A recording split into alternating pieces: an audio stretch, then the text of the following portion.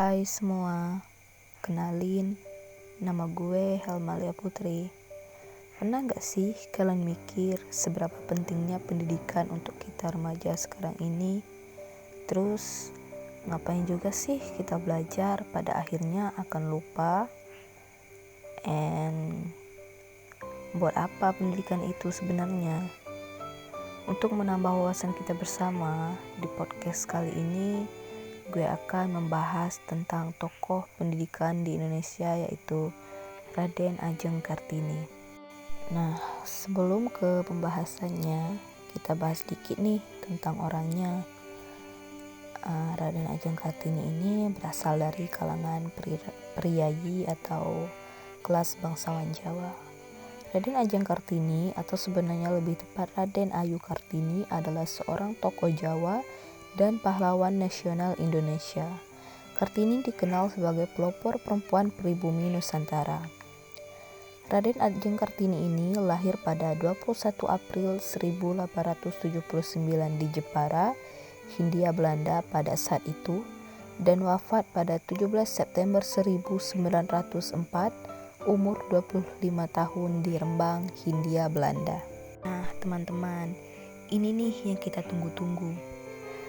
Oke lanjut, Raden Adjeng Kartini atau Raden Ayu Kartini merupakan sosok wanita pribumi yang dilahirkan dari keturunan bangsawan, anak kelima dari 11 bersaudara. Raden Adjeng Kartini ini merupakan sosok wanita yang sangat antusias dengan pendidikan dan ilmu pengetahuan. Kartini ini sangat gemar membaca dan menulis, tapi sangat disayangkan orang tuanya mengharuskan Kartini menimba ilmu hanya sampai sekolah dasar karena harus dipingit. Tetapi tekad bulat Kartini untuk mencapai cita-citanya, ia mulai mengembangkan dengan belajar menulis dan membaca bersama teman sesama perempuannya, dan saat itu juga Kartini juga belajar bahasa Belanda. Kartini tidak pernah patah semangat loh teman-teman. Dengan rasa keingintahuannya sangat besar, Kartini ini selalu membaca surat-surat kabar, buku-buku, dan majalah Eropa. Dari situlah terlintas ide untuk memajukan wanita-wanita Indonesia dari segala keterbelakangan, ditambah dengan kemampuannya berbahasa Belanda. Kartini juga surat menyurat dengan korespondensi dari Belanda.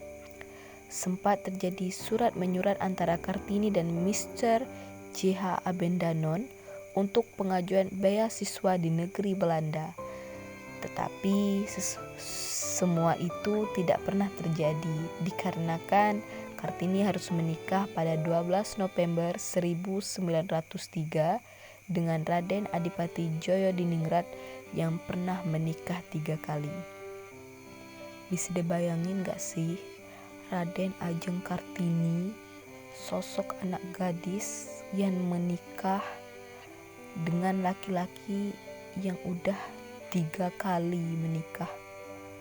Bayangin aja sih kalian. Terus, perjuangan Kartini tidak berhenti setelah menikah. Ada untungnya nih.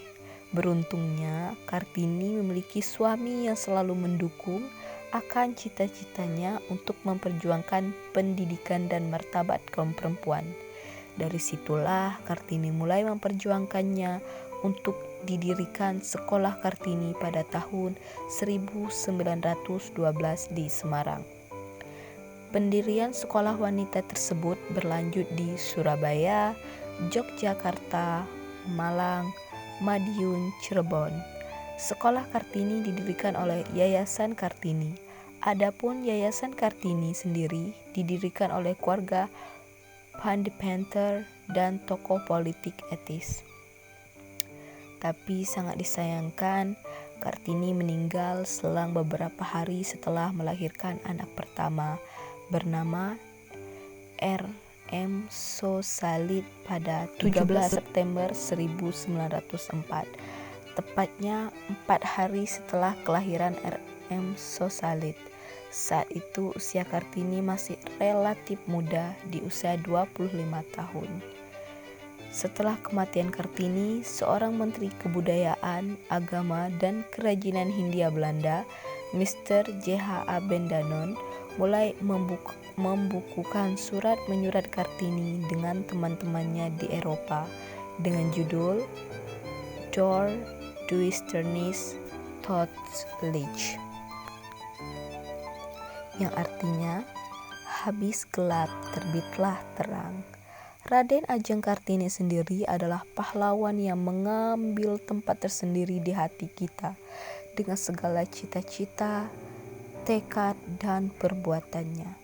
Ide-ide besarnya telah mampu menggerakkan dan mengilhami perjuangan kaumnya dari kebodohan yang tidak disadari pada masa lalu. Dengan keberanian dan pengorbanan yang tulus, dia mampu mengubah kaumnya dari belenggu diskriminasi.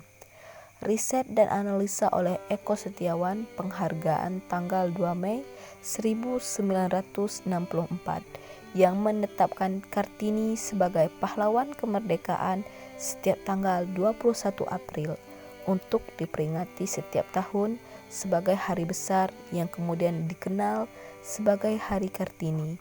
Namanya dijadikan nama jalan di beberapa kota di Belanda, seperti Utrecht, Venlo, Amsterdam, Haarlem. Nah teman-teman, gimana nih pendapat kalian tentang sosok Raden Ajeng Kartini? Komen di bawah ya. Terima kasih kalian sudah menonton podcast gue kali ini. Semoga bisa memotivasi kalian untuk melanjutkan pendidikan. Thank you, see you next time, and assalamualaikum warahmatullahi wabarakatuh.